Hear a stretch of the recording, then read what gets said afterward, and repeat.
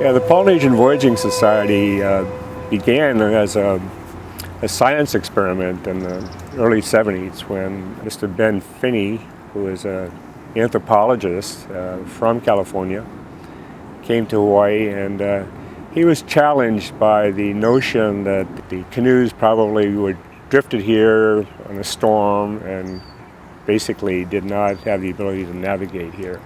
So he took it upon himself to disprove that theory.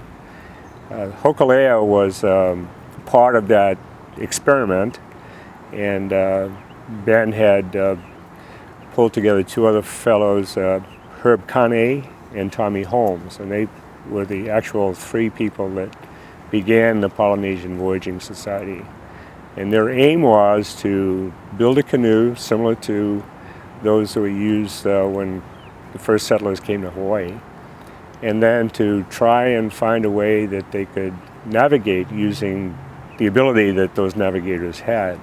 The canoe was built in the 70s, but they still had no way of finding out how to get from Hawaii to Tahiti without using instruments. In the process, a fellow from the remote island of Satawal, which is in the Micronesian chain close to the island of Yap. This island had some of the last navigators that still had the skill to navigate without instruments.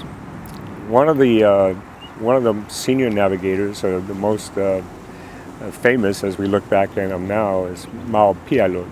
He was a master navigator, one of very few that still remained alive. He became aware of the plan that the Hawaiians had to launch the Hokulea and to try to sail using non-instrument navigation. So he came forward, and Nainoa Thompson was his first student. And for approximately 5 years, Mao lived here and taught Nainoa the basics of non-instrument navigation. And Mao was also on that first trip when they finally had Hokulea built.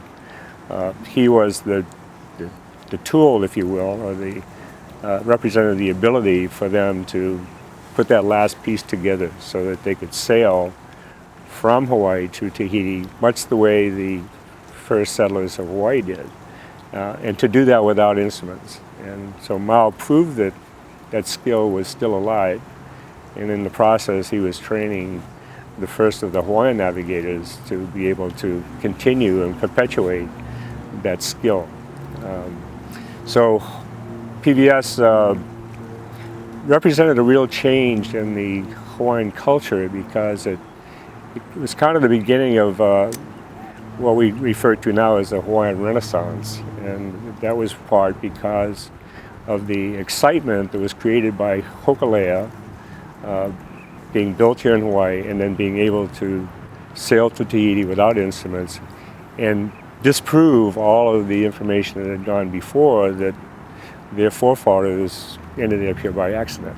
So it's a sense of great pride that for the first time in their existence that they were able to say, see, we did know where Hawaii was and we did know how to get there. And this was the beginning of a spirit that perpetuates the Hawaiian culture today.